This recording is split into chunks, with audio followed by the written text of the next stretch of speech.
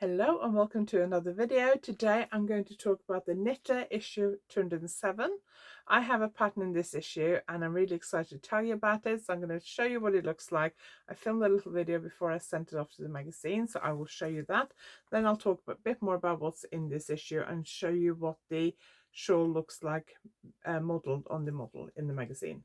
But first I want to show you this beautiful cover. Isn't that stunning? So that's the brioche cowl. It kind of goes down over your shoulders, by Kath Andrews, and it is just absolutely stunning. I saw that a few days ago on social media before I received my copy of the magazine, and it's just absolutely beautiful.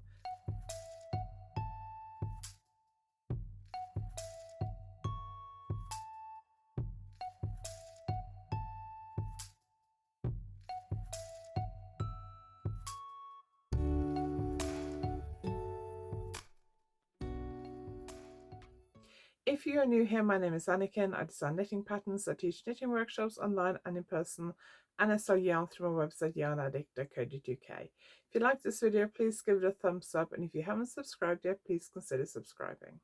So before I show you the video I filmed before I sent the design off to magazine, I'll just show you what the model photographs look like. I'll say they're absolutely beautiful. So the design is called Kerensa, which I believe is a Cornish name. I should know that because I live in Cornwall, but I'm pretty sure it's a Cornish name. I didn't name it, the knitter named it, but I'm pretty sure that's a Cornish name. That is the shawl on the main, in the main picture. These pictures are a bit trickier to show you because I don't want to show you the actual pattern. So that is one of the smaller pictures on the inside. And there's another picture there, which I don't know if I can show you very easily without showing you the charts, a bit more tricky. And then we have a picture here on the back where you can see a bit more of the shawl. Absolutely beautiful pictures. The knitter did a really good job. So I'm going to pass you back to me from a few months ago where I show you what the design looked like before I sent it off to the magazine. So let's have a look at this shawl and see what it looks like. It starts up here with just a few stitches, and then you're increasing at the beginning and end of every right side row, and then every so often you are doing what's known, I think, still as a pie shawl increase. Pie shawls, half pie shawl, something that was made famous by Elizabeth Zimmerman. I don't know how well known she is in the knitting community at the moment. When I was first designing and getting into the online knitting community, she was very popular, although she'd been already dead for quite a few years, I think. But she created what she called a pie shawl, which was a circular shawl, and you basically double the stitch count every so many rows, and half of that is a half pie shawl. So that's basically the basic shaping for this. So you've got increase round row here, one here, and then there's no more. And you also increase at the beginning or an end of every right side row. So it creates a crescent shape.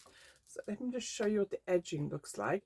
So you work this big lace panel here till you get to the bottom, and then you leave all your stitches on hold, leave them on a long circular needle, and then you knit the edging on, and the edging is knitted on sideways. So the edging is basically knitted on like that, sideways all the way around. So for each right side row you're decreasing or working the last stitch with a stitch from the main body of the shawl to gradually cast off all those live stitches.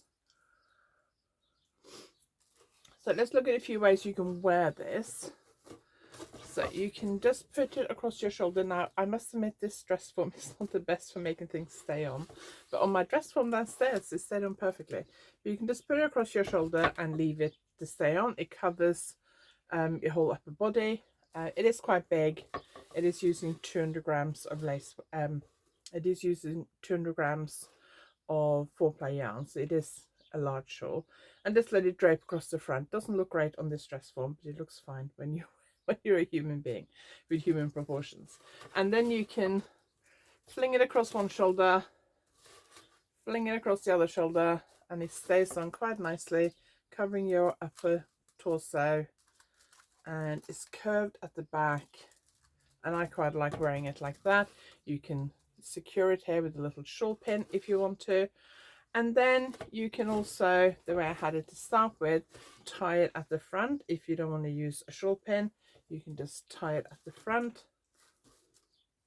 So it comes down like that. That's also quite nice.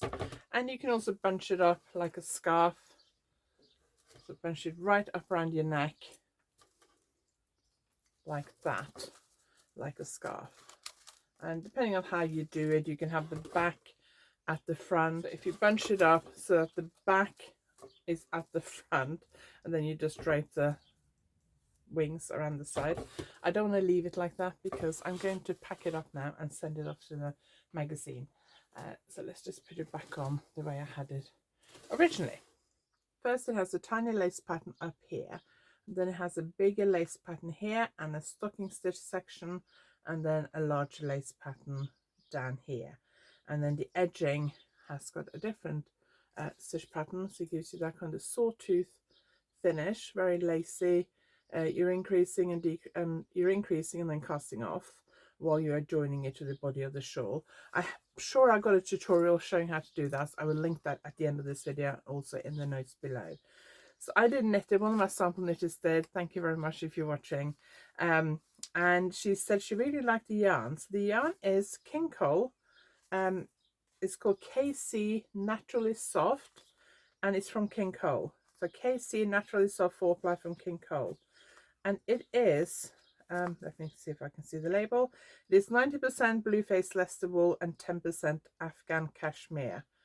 And it has 190 meters per 50 grams. So that is 190, that's 380 meters per 100 gram. This compared to like most standard stock yarns have 400 meters per 100 gram. So that's what we're looking at, and it used 200 grams. It didn't use all the full 200 grams because I always allow a safety margin so that you won't run out of yarn if you don't knit to the correct tension. And it's a really nice yarn. I really liked it. I did a swatch with it, and my sample knitter who knitted this said she really liked it. She specifically said she liked the fact that it wasn't superwash, because so many 4-ply yarns are superwash. It's nice to see a yarn that's not superwash, and the cashmere adds a little bit more softness. I must admit, if you feel it in the skein, you wouldn't immediately feel that it has cashmere in it, because it is only 10% and it is Blueface Leicester.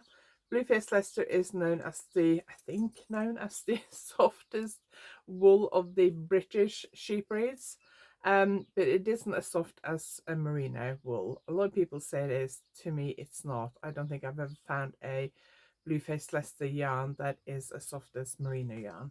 So even though we got the added cashmere, and that does add a bit of softness and a kind of sort of silky feeling to it, it is considerably softer once you've washed and blocked it. So I soaked this in lukewarm water with some wool wash, and after I did that, and then I blocked it out and left it to dry. I have loads of blocking videos on my website. If I have any that use this shape, which I'm sure I do, then I'll link them below and at the end of this video. But I didn't film myself doing this because I was in a bit of a hurry when I did it a couple of days ago. But it does feel softer to the touch after blocking than it does in the skein, in my opinion. But I really like it, and my sample knitter said she really liked it, and she liked the fact that it wasn't superwash. So if you are a knitter who's not that keen on superwash yarns, then this is definitely a yarn to go for. I will now pass you back to future Anniken, who will tell you more about the magazine. So that is what this design looks like. It is absolutely stunning. I'm really pleased with it. One of my sample knitters knitted it, and I'm really, really happy about it. So let's take a look and see what else is in this issue. I like the fact that the knitter does a page where they show pictures of all the designs with page numbers, so you can find what you're looking for really, really quickly and easily. That makes life a lot easier. They also feature 4 of their designers with pictures on the front there. Mine is quite an old headshot that I had done for my books, my first book, which is 10 years ago now, I think. So getting a bit old. That's a beautiful sweater by Emma Vining. So I'm not going to show you all the designs in here, but I'll just show you some of them. There are the news pages, and then there is a article which I'm really interested in reading on Rosa Pomar. So So this magazine only arrived yesterday, and I was at a local wool market all day yesterday, so I haven't had a chance to read it properly yet, but I have flicked through it. But Rosa Pomar is based in Lisbon, Portugal, and I have always wanted to go to Lisbon. I've been to Portugal, the north and the south, but not to Lisbon. We were supposed to go in 2020. Originally, we should have gone in 2019 for my 50th and my youngest daughter's 21st birthday, but we didn't get around to booking it. So we booked it for June, I think it was, beginning of June, end of May 2020. And we all know what happened then. So it got cancelled, and then we've just never gone around to booking it. So hopefully in next year we might make it to Lisbon eventually. I wanted to go since I was a teenager. Anyway, they also do a events page, and I did spot yesterday that one of my workshops is listed here. Let's see if there's any other of my workshops that are listed here. So Bobby Tracy, Knit a Beaded Clutch Bag with Anniken and Allis on the 29th of October. Spinny Yarn and Bobby Tracy, it'll be linked below this video. I do quite often get a mention on here, so we'll see if there's any more. No, I think that's it. Stitchfest in Newton Abbot in Devon in 2nd and 3rd of November. It's also mentioned. I am teaching a finishing techniques workshop on the Saturday morning. So if you're interested in that, that's also linked below. Then there is a knit along part 1 with Kath Andrews again. A beautiful Shetland hap shawl, I think it is. Yep, lace hap shawl. And then they got like a mitten advent calendar, which is very pretty. That is by Amy Philp. Really pretty colours and a really fun idea. And if you start now, you can probably still knit it in time for December. Then there's a yarn review book review or an article about a book about Knitovation Stitch Dictionary. And then there's this winter knit pull out. So it's got that pattern in it by, I think that is by, yes, it's by Bruno Miss Kelly. It's kind of like a pull out thing in the middle of the magazine. And there's also a Christmas Angels. I can't show you that picture properly because I'm going to end up showing you the whole pattern, and I don't want to do that. But 2 little Christmas Angels on that pull out bit as well. And then there is the lovely design by Kath Andrews. That's just stunning. I love the colours she's used as well. The yarn is UK alpaca 4-ply sock yarn. So beautiful yarn as well. There's also a Fixing Mistakes in Brioche Knitting by Rachel Press. And then that gorgeous design. Isn't that stunning? That is Mary Henderson. I've taken notice of some of her other designs in the knitter in the last year, and they're absolutely stunning. My design.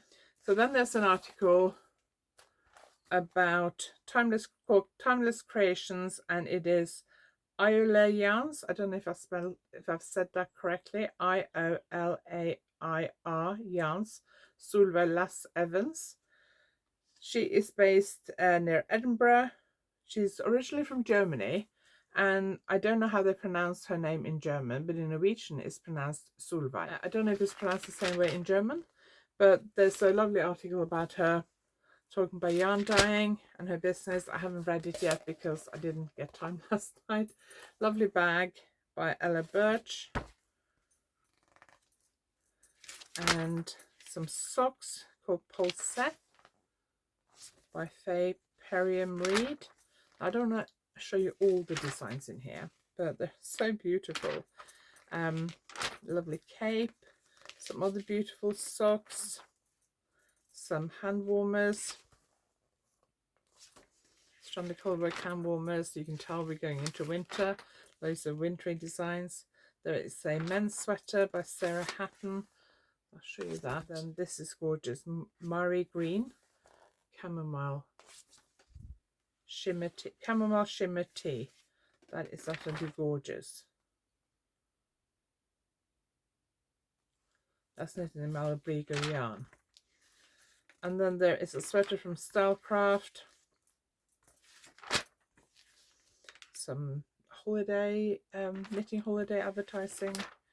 And a pull them at the back.